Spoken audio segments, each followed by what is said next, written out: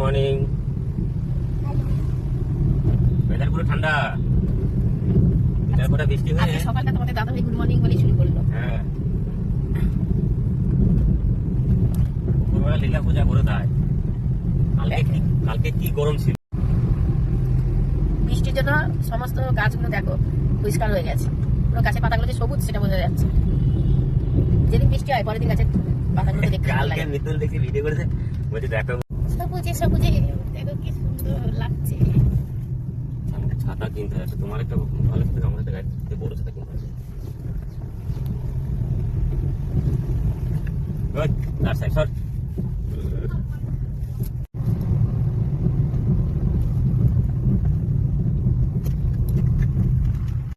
এখন চলে এসেছি, মেয়েকে স্কুলে ঢুকিয়ে দিয়েছি, এখন বসে আছি গাড়িতে।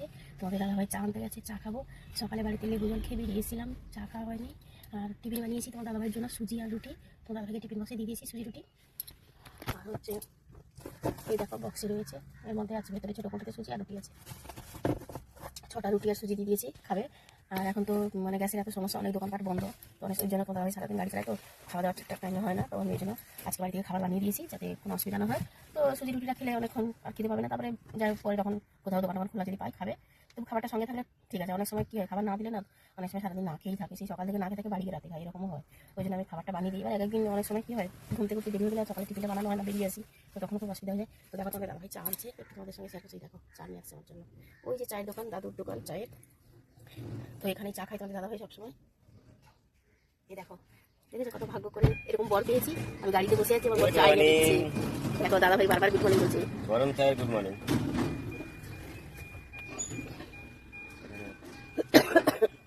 তো চা আর নিমকি আর বিস্কুট। তোমার দাদা ভাই বিস্কুট আর চা খাবে, আর আমি নিমকি আর চা খাবো সকাল সকাল। মানে এই নিমকিটা খেতে খুব ভালো লাগে, টেস্টি লাগে, ওই জন্য নিমকিটা খাই, তোমার দাদা ভাই বিস্কুট খায়। তো চলে যাচ্ছি প্লেটটা চায়ের দোকানে দিতে। তো সারাদিন গাড়ি চালাই, যখন এদিকে ভাড়া নিয়ে আসে এখানে গাড়ি লাগিয়েই দাদুর দোকানে চা খায়। দাদু বলতে দাদু আর দাদুর ছেলে দুজনেই থাকে দোকানে, কাকাও থাকে আবার দাদুও থাকে। ওই যে দাদু আছে এখন দোকানে, এখন দাদুর ছেলে নেই, বেলার দিকে মনে হয় দাদুর ছেলে আসবে।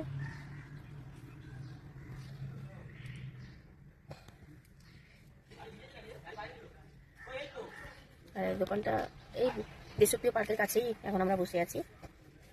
ওই যে দেখতে পাচ্ছ নীল রঙের চালটা, ওই যে লাইট জ্বলছে,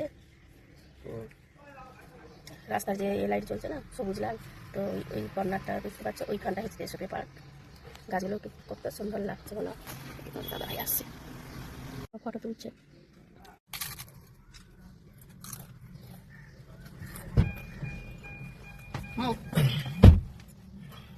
বিস্কুটটা ধরো তো।